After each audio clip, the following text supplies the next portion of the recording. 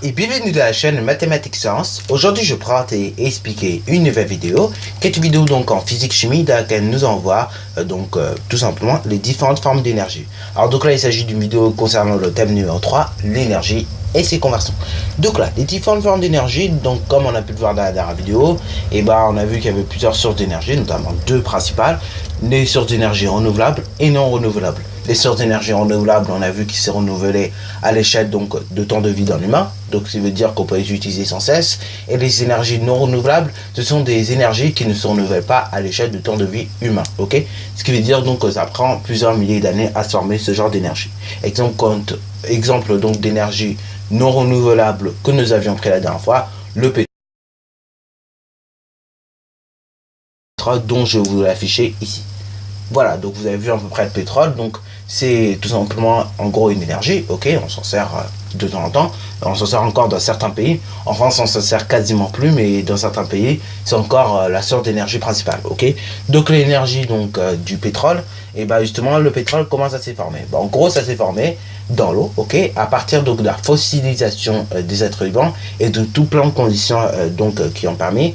Et justement, cette fossilisation des êtres vivants, elle a pris 1 million d'années à se faire, en tout, jusqu'à former donc le pétrole, ok. Voilà. Donc, dites-vous en gros, c'est des restes d'êtres vivants morts qui sont fossilisés et qui après donc ont pris des millions d'années à se former, ok, pour donner naissance au pétrole, ok, qu'on utilise d'ailleurs toujours aussi donc maintenant, ok.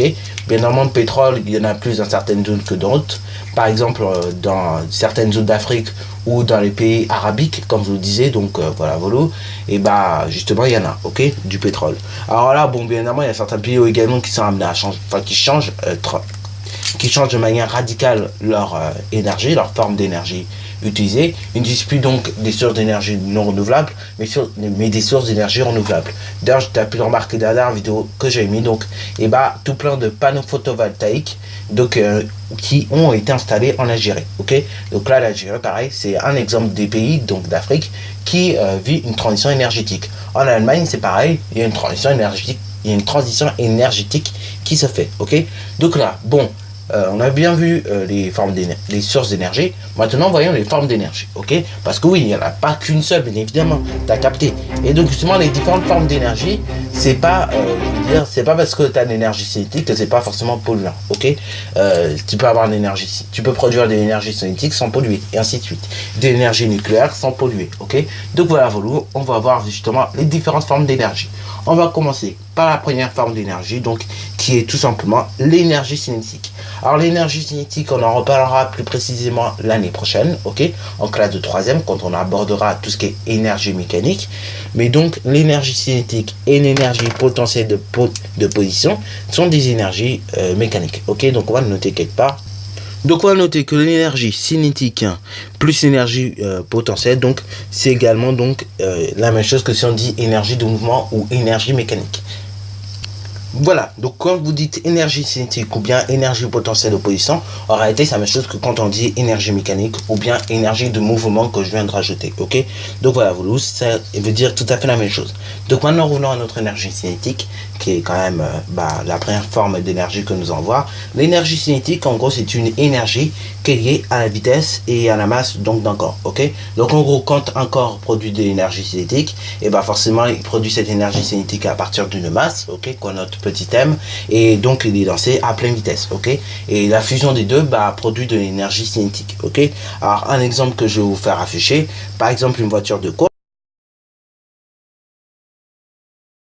ok, qui est lancée à pleine vitesse, donc admettons pour être très gentil 300 km/h.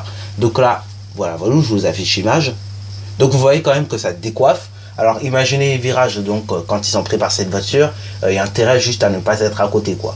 Et puis je vous dis, maintenant les gens qui montent dans ce genre de voiture, donc dans des Formule 1 souvent, parce que ce que je vous ai affiché c'est une Formule 1, donc justement, les gens qui montent dans les Formule 1, ils sont ultra sécurisés, c'est-à-dire ils ont des casques, ils ont la voiture même qui est faite pour, donc quand il y a un choc, généralement, vous pouvez même le voir à la télé, il se passe rien. Alors que nous, avec notre petite voiture à 100 km/h, on est déjà mort, quoi. Enfin, tout dépend du choc, mais on peut en mourir, ok, ou on peut du moins avoir quelque chose, ok. Après j'avoue que quand on a 90 km/h et que on n'a pas le temps de freiner et que du coup il y a un choc et qu'on n'a rien, c'est à la fois de la chance et de la logique. Ce qui veut dire que si vous n'avez pas le temps de freiner et que vous avez freiné, mais que du coup, il y a un choc, c'est-à-dire que la voiture n'a pas eu assez de distance de freinage, ok? Et donc, du coup, oui, forcément, ça va pas faire un plus gros choc que quand la voiture va rouler à 50 km/h avec le temps de freiner, ok? Mais oui, en revanche, le seul choc qu'il y aura, c'est la forme des voitures, ok? Mais sinon, bon, il n'y aura pas de gros choc particulier. Bon, maintenant, parlons énergie potentielle d'opposition. Donc, deuxième forme d'énergie.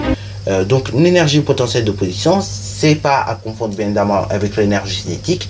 L'énergie cinétique est liée, elle, à la masse et à la vitesse. L'énergie potentielle de position, elle est liée à la position, tout simplement.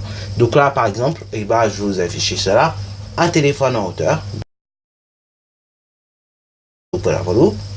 Bon voilà, vous avez vu l'image du téléphone en hauteur. Donc le téléphone en hauteur, quand il est accroché en hauteur, en fait il prend de l'énergie potentielle de position, puisqu'il est dans une certaine position. Mais par contre cette énergie potentielle de position, quand le téléphone va tomber, va se transformer et va se convertir même en énergie cinétique. Ok.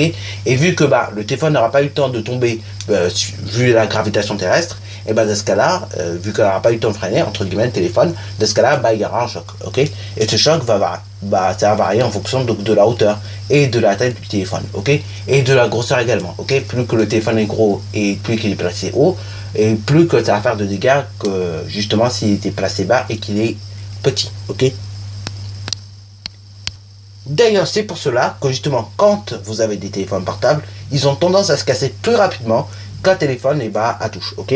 Alors oui, pour vous montrer des exemples, je sais pas si on verra bien, mais mon téléphone par exemple, lui il a pris des coups, ok? Alors je sais pas si on verra bien.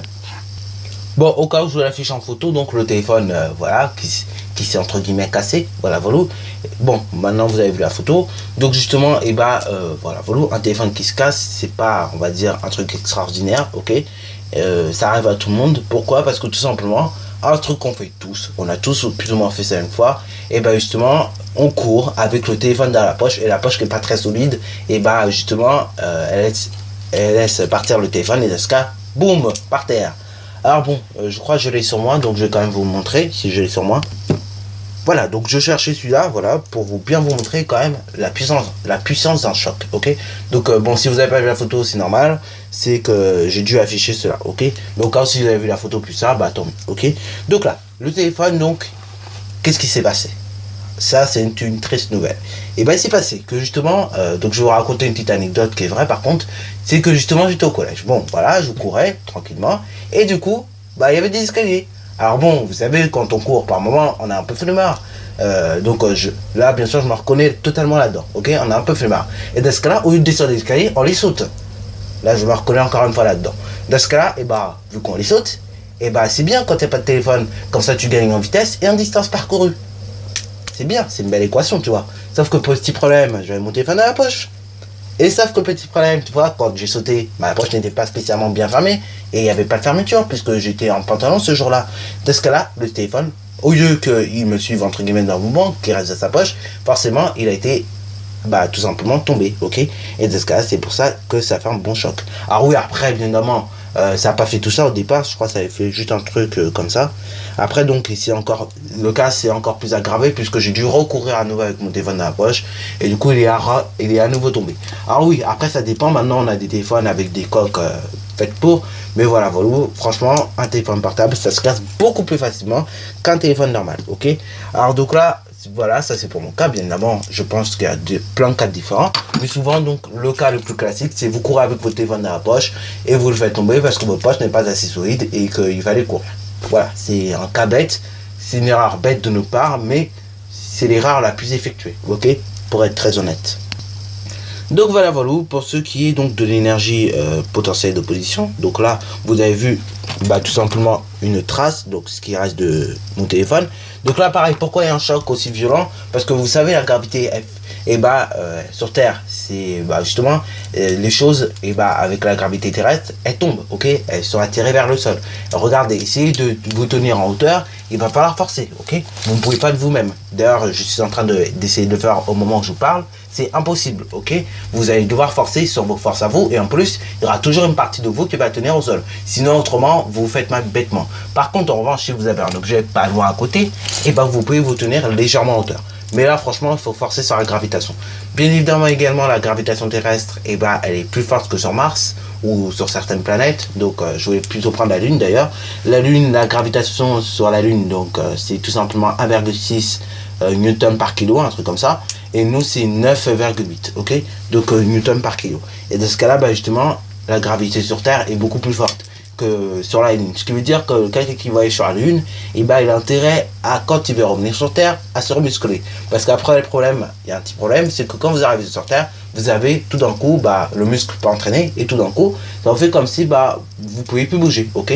Dans ce cas-là, les gens, eh ben, après, ils font de la rééducation, ce qui fait que, justement, ça permet donc de conserver les muscles correctement, ok? Et bien en forme.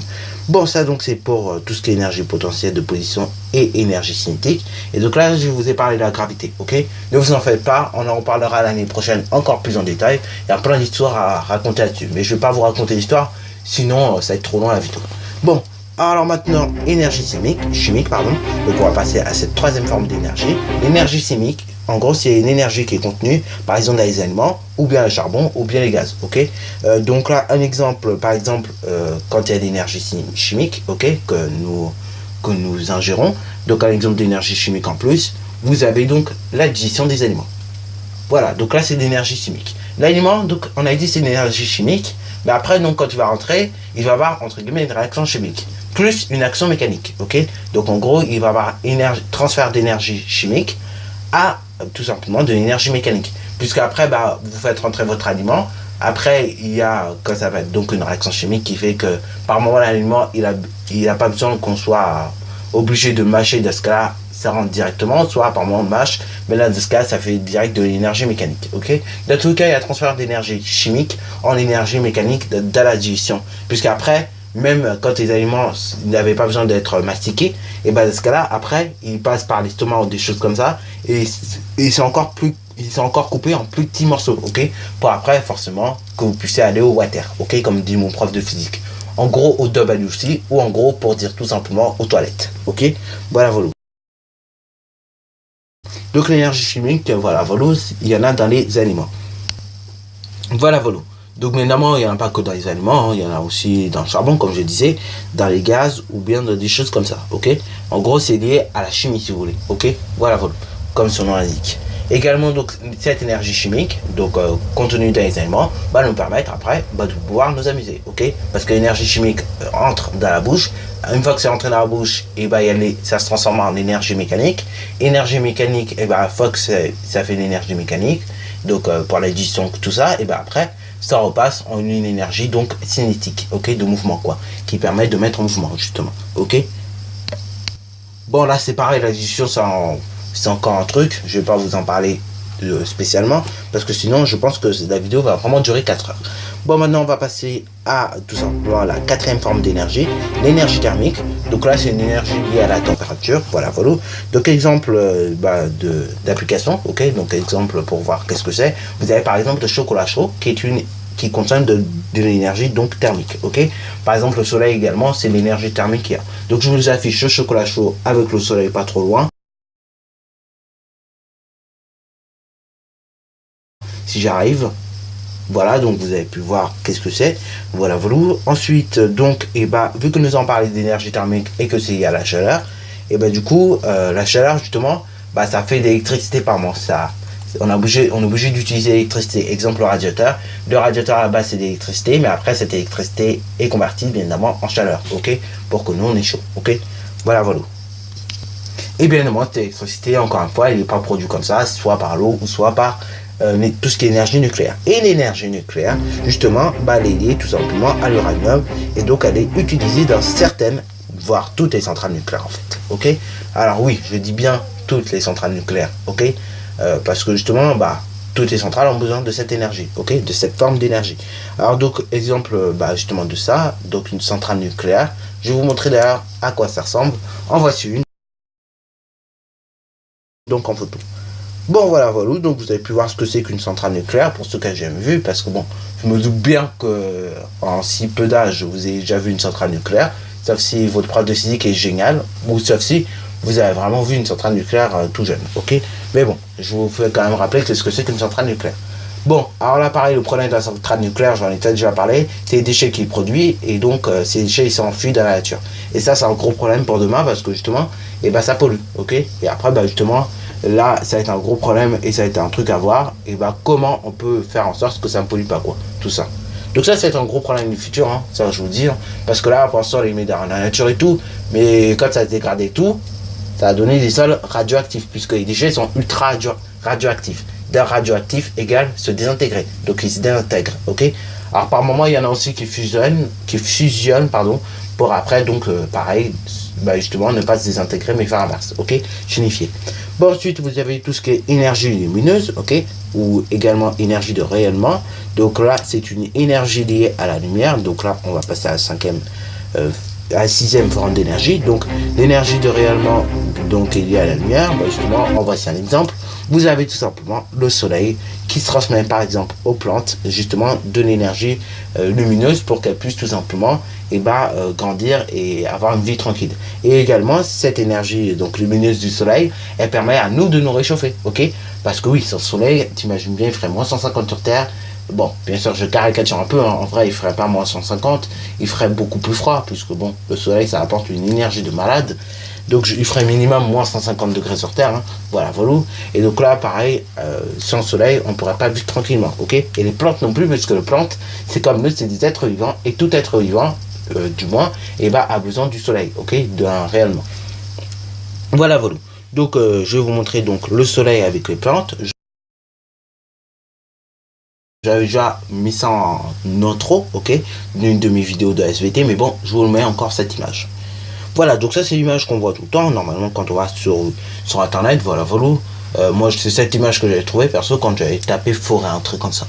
Bon, maintenant on va parler d'énergie électrique, celle qui va nous intéresser aussi cette année. Donc, septième forme d'énergie, l'énergie électrique. L'énergie électrique, donc c'est une énergie liée à l'électricité, comme son nom l'indique.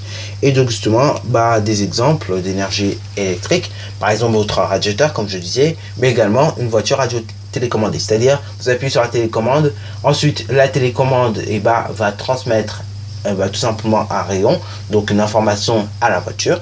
Et après donc, une fois qu'elle aura transmis cette information à la voiture, cette information sera transmise au moteur, par exemple, pour qu'il puisse tourner, ok, ou effectuer l'action demandée, ok. Alors bien évidemment, oui, ça se fait par des ondes, ok, ou des choses comme ça. Et donc justement, voilà, c'est tellement petit qu'on les voit pas, ok, c'est invisible. Alors oui, des ondes ou bien des lasers également. Souvent, je crois que c'est des lasers pour les voitures radio télécommandées. Pour une télécommande, c'est pareil, c'est un laser aussi qui est utilisé, ok. Voilà, c'est rare que ce soit une onde. Mais bon, ça peut arriver que ce soit des ondes. Là, en l'occurrence, pour une voiture radio télécommandée, il semble bien que c'est un laser, ok. Juste qu'il est invisible à l'œil, puisque nous, on a une certaine limite de visibilité. Et donc, la limite de visibilité chez nous n'est pas la même, par exemple, chez un chien, ok. Un chien va-t-il voir plus de choses que nous, un humain, ou inversement. D'ailleurs, on en reparlera peut-être cette année de champ de vision humain. Donc voilà, j'espère que vous avez vu donc la voiture radio télécommandée. En tout cas, voilà. Bon, maintenant on va passer à la dernière forme d'énergie. Une forme d'énergie normalement qui devrait apparaître dans le futur. On va parler aujourd'hui énergie thermonucléaire. Donc une énergie thermonucléaire, bon, je ne vais pas vous en dire beaucoup puisqu'on ne la connaît pas. C'est une énergie qui devra arriver dans le futur. Très peu utilisée, elle est utilisée notamment dans le sud de la France. Enfin, ce sera l'énergie bientôt qui sera utilisée dans le sud de la France pour alimenter la France justement. Voilà, mais c'est également donc une forme d'énergie qui est utilisée dans certaines bombes. Donc par exemple les bombes thermonucléaires, ok. Donc d'ailleurs ceux qui ne voient pas ce que c'est qu'une bombe thermonucléaire, je ferai des recherches, je vous montrerai une petite image qui va s'afficher dans quelques secondes.